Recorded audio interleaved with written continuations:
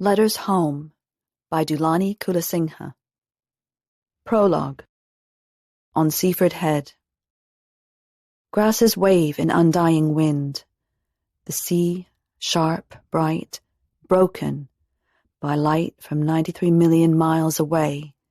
Here there is no empire, but the invisible roar of wind pulled inland.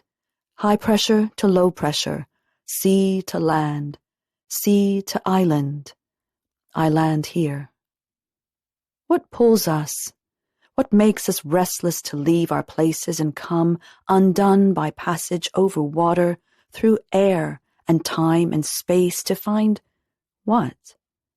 A new version of ourselves, maybe, forged by our own hands, our minds, a birth of our own making. What we don't reckon on is other forces beyond our ken, the sea, the wind, the heat, the cold. What shapes the land will shape us too. 1. Miku, St Lucia, August 1915.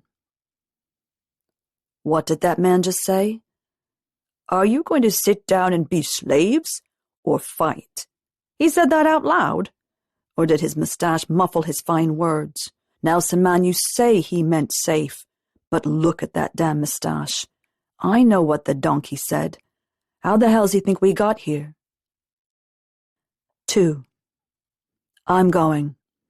Don't care what Mama says, nor Papa. Granny got it right. It's their war but my future, and there ain't no future here. I'm leaving this small island for that one. An island maybe, but somehow it stretches all the way to here. Iron Bridge to get here, Sugar Bridge to leave, and now war. Money makes the tide. Their king is ours too, his face, his damn moustache, on every building I enter, cap in hand, to learn, to work, to marry. No man who can tie his own shoes is staying. Old men sit in doorways, spinning yarns of cotton and sugar, waiting to die in this sweet hell, but I won't be tied. I love my home. It's why I aim to go. Make a man of me, they say. That's what war will do. So let me try. Fly or die. 3. Got my kit today. Walked past Violet's house in it. Fine shiny buttons flashed in the midday sun, fit to blind me. Her sisters hooted from the kitchen yard, little girls in plaits. Their mama chased them inside with a smile. But no Vi. Maybe tomorrow.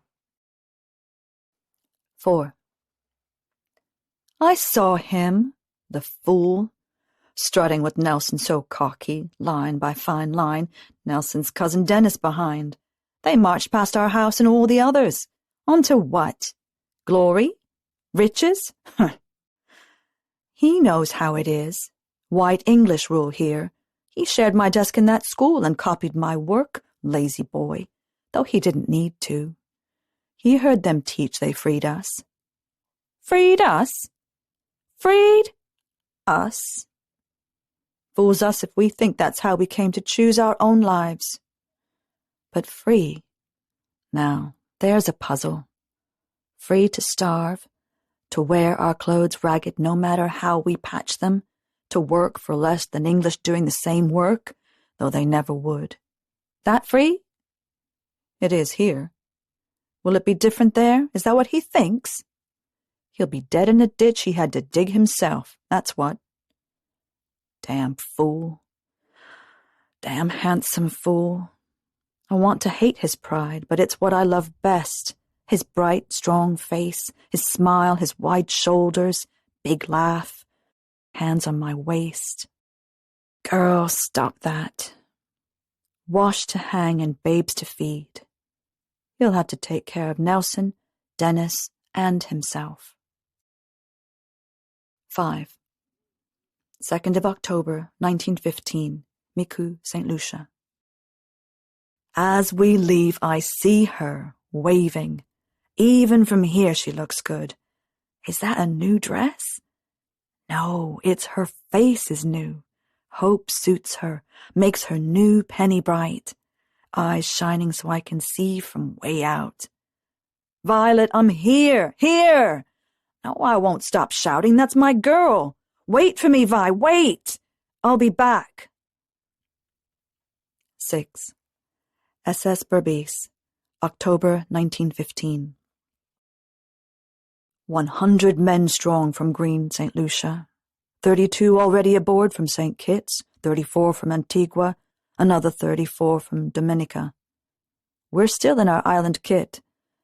Buttons bright but cold now in the sea wind and at night, wondering when we'll get the warmer uniforms the officers wear. Maybe it's the bone cold makes me see what we don't talk about. More black men than white on this ship. Shiploads more, from Jamaica, Guyana, Bahamas, Trinidad, gone before. Last time so many black men sailed with so few white, the ships traveled from a different direction for a different purpose. Ancestors taken from their home to mine. Lean out and you can see bodies, flashing bellies speeding alongside. Nelson says, "Dolphins!" But I see the drowned, the ones who leapt rather than be held down, the women and children rising up to free the men. Oh, Vi. Shake that off, Nelson says. Breathe. His excitement warms me. With mates new and old by my side, I can do this. I will. Brothers now. 7. 7th November, 1915. Plymouth. I think land of the free.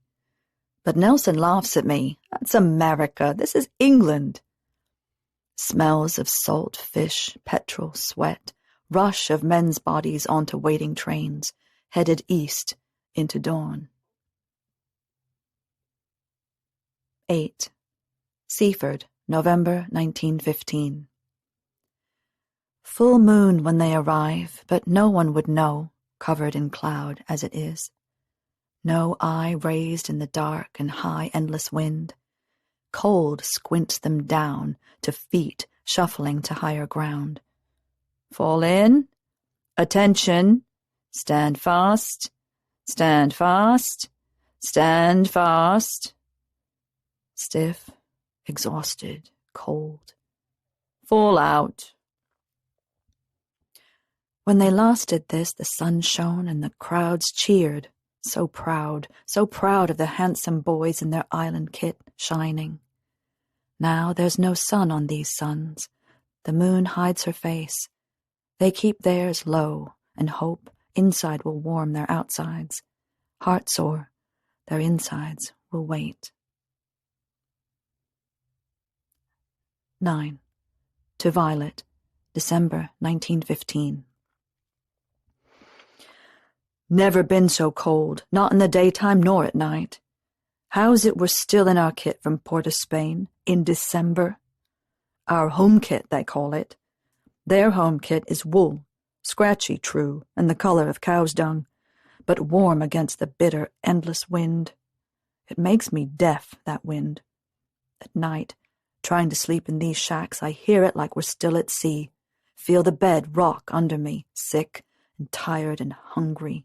Food, plain as dishwater. Bread, stale and pale, so dry I could write home on it instead.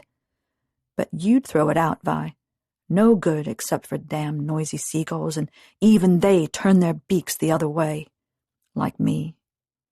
Like these English looking at me, at Nelson, at our boys. I turn away from the food, that's my protest. But they protest us with their turning. All they see is the color of our skin and call us black. I'm no more black than the sky at night, or crow, or the boots on our feet. Black? How's that? We were taught better. There's no call for names. No one made me come here.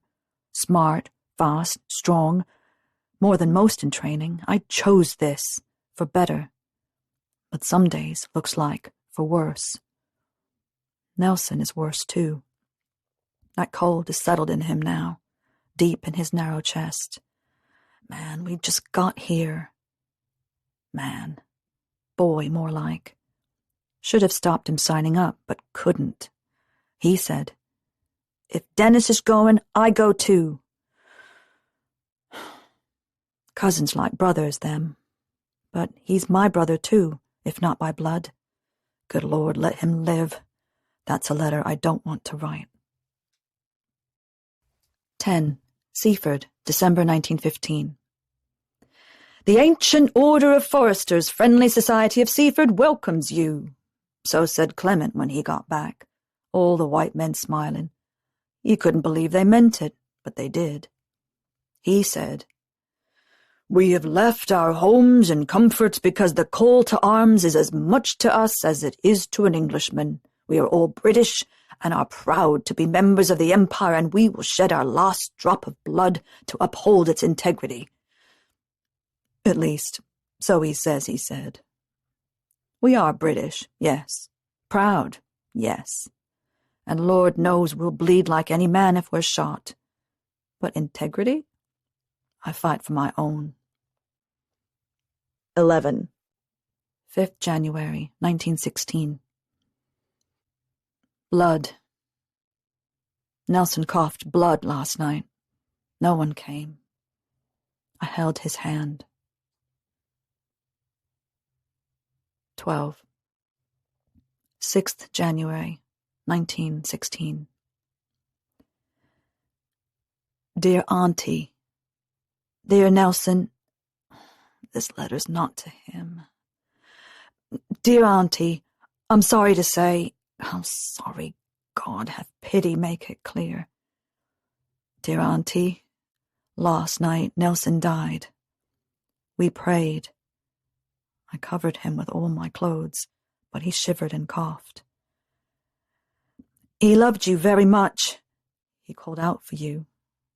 Dennis is sick too sick to know his cousin, your son, my best friend, is gone. I am more sorry than I have words to say. Sincerely, Lazarus. 13. 8th night. I found coffee, but no rum. One small shot of whiskey, a song and stories for my friend. Not like home, not all night, but c'est si long. In mourning, as in life, we do what we can where we are. 14. 15th January, 1916.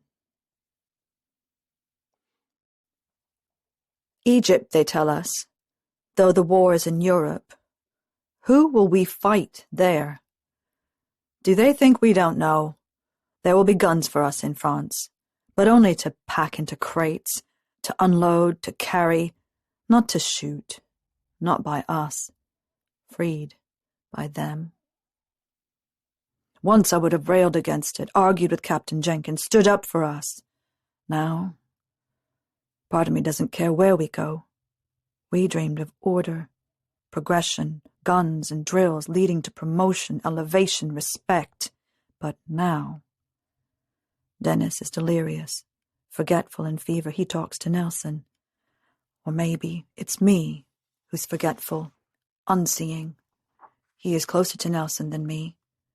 I don't want to be left behind, but it's Dennis I'm leaving. And Nelson. But maybe Nelson will be with me, his cross in my pocket. Maybe I'll listen to the priest, take communion before we go. Body and blood make me sick, though Nelson's blood covered my clothes and I couldn't wash them for fear of losing what I had left of him. I'd better get used to the blood. 15. 20th January, 1916.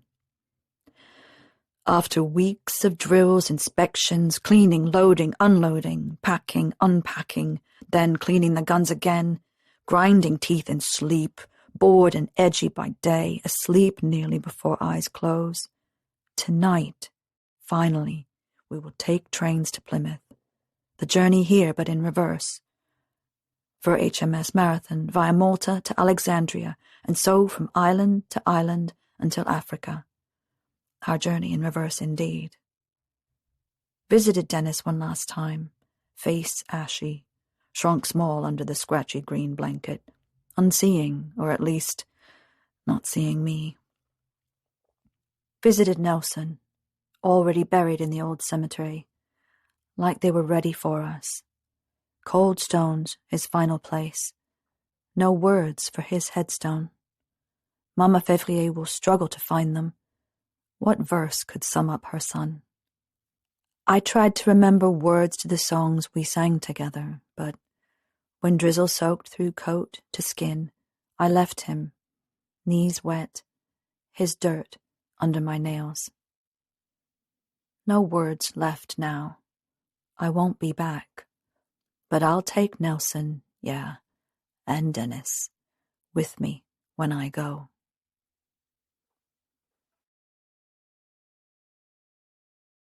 Thanks for listening. To hear more of our stories in this We Hear You Now series, and to download a map and guide, visit the Seven Sisters Country Park website.